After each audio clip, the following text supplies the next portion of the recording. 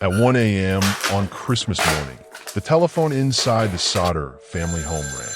Jennie Sodder answered, but the voice on the other end was a stranger, a woman laughing weirdly with the sound of clinking glasses in the background. Jennie hung up, assuming it was a wrong number. But as she tried to go back to sleep, she heard a heavy object hit the roof with a loud thud, followed by a rolling sound. Half an hour later, the house was filling with thick, suffocating smoke. The stairs were entirely blocked by fire. George and Jennie Sodder managed to escape with 4 of their children into the freezing snow, but 5 of their children were trapped upstairs. Within 45 minutes, the entire house burned to the ground. But when the ash settled, a terrifying reality emerged. There were no remains, no bones, notis. 5 children hadn't perished in the fire. They had vanished from the face of the earth. George Sodder was a hard-working Italian immigrant who ran a successful trucking business in Fayetteville, West Virginia. He was a proud man, vocal about his political views, which didn't sit well with everyone in the small town.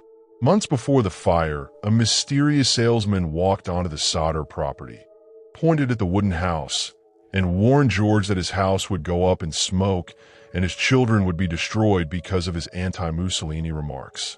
Then, just weeks before Christmas, the family noticed a strange man parked along the highway, watching the younger children walk home from school. On the night of the tragedy, every single piece of safety equipment failed simultaneously. The home's telephone line wasn't burned. It was cleanly cut by a tool. George sprinted to his garage to get his 2 heavy trucks to drive them to the wall and rescue the children from the window, but both trucks, which worked perfectly the day before, refused to start. Someone had systematically trapped the Sodders inside a nightmare. The local fire department, led by a chief who was a close family friend, didn't arrive until hours later when the house was already a pile of smoldering ash. A brief, rushed search of the debris was conducted. The official verdict was quick and simple. A faulty electrical wire caused the fire, and the 5 children, Maurice, Martha, Louis, Jennie, and Betty, had burned to ashes. But the Sodders refused to accept this explanation. George had recently rewired the entire house, and the lights downstairs were still burning during the fire, which is scientifically impossible if it was an electrical failure. More importantly, cremation experts from across the country stated that a standard house fire burning for 45 minutes cannot generate enough sustained heat to completely destroy 5 human skeletons. No skulls, no vertebrae, no heavy bones were ever found. The ashes were completely empty. 2 years after the fire, unable to move past the silence, the Sodders hired a private investigator named C.C. Tinsley. Tinsley uncovered a bizarre piece of information. The local fire chief, F.J. Maurice, had secretly found a human liver in the ash, but hid it inside a metal box and buried it on the property. George Sodder immediately dug up the exact spot. They found the box, took the organ to a laboratory, and the medical analysis came back with a shocking result. The liver had never been exposed to fire, and it belonged to a fresh beef carcass.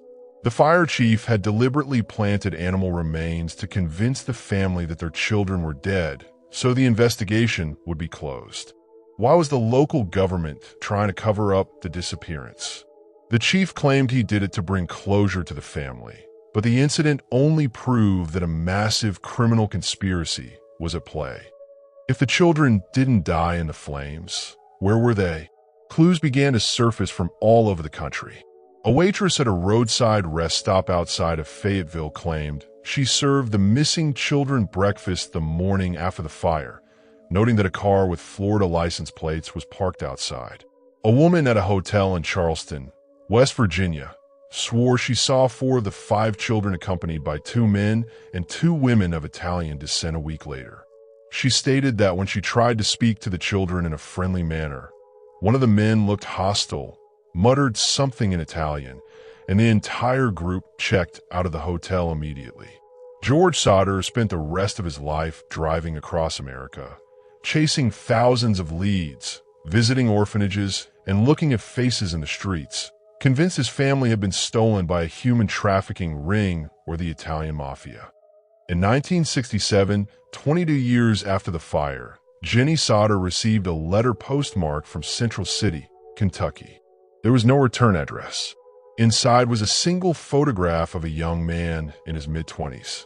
The facial structure, the nose, and the hair perfectly matched what Louis Sodder, who was 9 years old on the night of the fire, would look like as an adult. On the back of the photo, a cryptic message was handwritten in ink, mentioning his brother Frankie.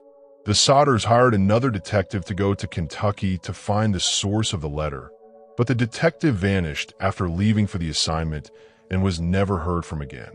Fearing that putting the photo in the newspapers would get Louis killed by his captors, George and Jennie simply hung the picture above their fireplace, a haunting reminder of a boy who grew up somewhere out in the dark.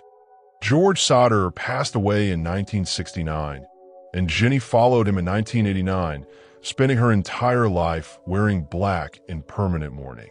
For over 40 years, a massive billboard stood along Route 19 in Fayetteville, displaying the faces of the 5 children and offering a massive reward for information. It became a monument to a tragedy that a small town tried to forget, but a family refused to bury. Today, the billboard is gone, and the last surviving member of the immediate family has passed away, leaving the mystery unresolved. Were the children taken as political revenge, or were they stolen to be raised under new identities across the country? The truth remains buried beneath the grass of a quiet West Virginia highway. Thank you for watching this full historical deep dive. If you love unedited history and unsolved real-world mysteries, make sure to hit that subscribe button right now. Leave a comment with the word fire below to show the algorithm you made it to the absolute end of the file, and I will see you in the next investigation. Stay safe out there.